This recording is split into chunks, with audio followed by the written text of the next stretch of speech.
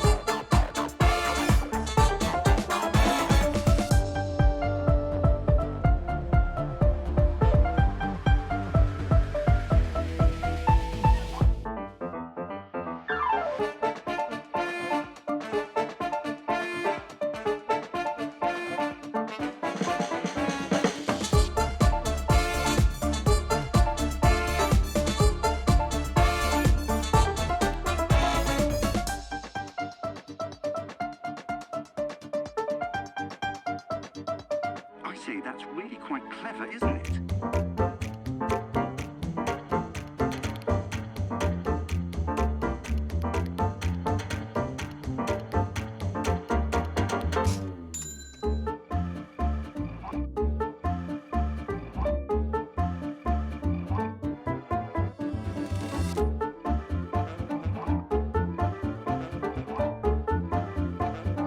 Really quite clever.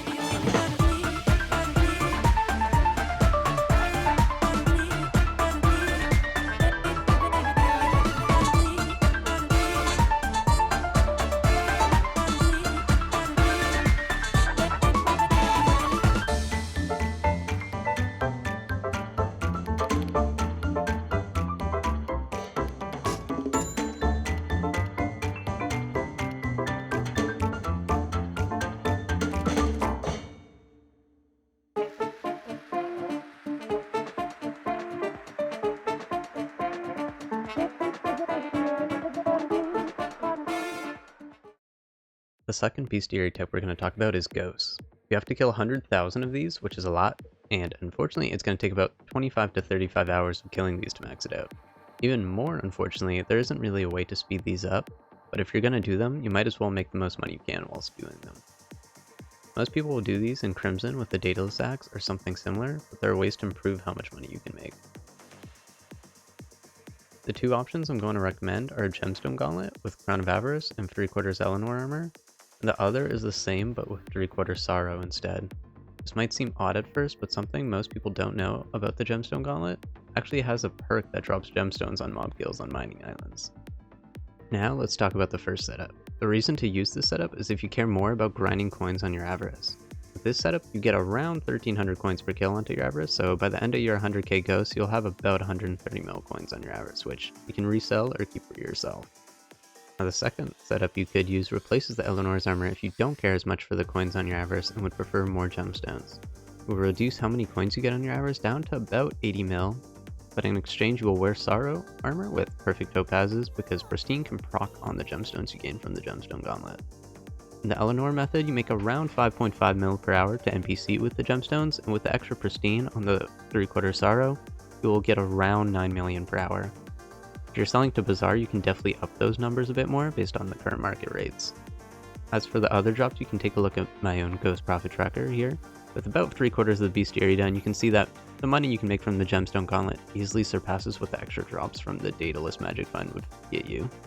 Now for the last way you can make some more money off of this is pet leveling. I recommend G-Drag leveling because the G-Drag also is getting a new perk with the Forging update coming out soon that gives even more coins on the Avarice, which isn't game changing, but it is nice. The last thing I need to show you is the Heart of the Mountain perks you should probably use. You should probably use Skymall for the 20% pickaxe ability cooldown, Lonesome Miner for the extra combat stats, Miner's Blessing for the extra magic find, Mining Master for the 1 Pristine, and your pickaxe ability should probably be Gemstone Infusion since it'll give you 2 Pristine during the ability. Okay, and for the final bestiary we're going to go over today, Flares. They used to be really good for combat XP and weren't that bad, but after some quote-unquote slight changes to Crimson Isle mob spawning, they now only spawn in 12-second intervals and will only spawn if you're within a certain range of their spawn location when the 12-second interval hits. This makes it so difficult to farm that a lot of endgame players think of this as the final boss of Bestiaries if you didn't complete it before the patch. If you see an endgame player missing this Bestiary, just mention it to them and they literally might start crying on the spot. Also, link them to this video and maybe they'll stop crying. Now let's take a look at how bad it really is. Basically the best you're gonna get is like 3 flares to spawn every 12 seconds, which if you do the math for 100,000 flares, it's gonna take you a measly 111 hours, so yeah, but if there wasn't ways to cut this down, I wouldn't be talking about it right now, would I? The first way to cut this down is to use a Gauntlet of Contagion, since flares are really just 3 blazes stacked on to each other, and if you kill them with a Gauntlet of Contagion, it bugs out and actually gives you 3 bestiary contributions instead of 1. Okay, now we got it down to 37 hours. That's still a lot, but fear not, because we have a way to cut it in half again. You can actually use some entity-related items to force the spawns of flares even if you're not near them. One example of this is a deployable, but it doesn't move, so it's not the best we could use. We're actually going to use a Glacial Sight. Since it shoots at little entity projectiles, we can send it across a path of flare spawns to force some extra ones in. With this method, you can see I can spawn in a total of 6 flares, one of them being a little out of my view range, but you can see, now you can see there's an extra one there. And you're going to kill the 5 flares closest to you, and your Glacial Scythe will be the killing the last one while you're spamming at the block. You then go back to the designated block and start shooting down the path again after. You can also place a deployable near the 6th blaze if you're starting out, so it guarantees the 6th blaze will spawn. This method allows you to get 18 bestiary progression every 12 seconds, which comes out to only needing 18.5 hours total. I'll also link some Skytail's waypoints in the description if you want to get some waypoints on where to stand, where to shoot, and where to place your deployable if you want to use one. But yeah, that's it for this video. If you enjoyed, make sure to like and subscribe, and check me out on Twitch for my Iron Man grind. Bye bye!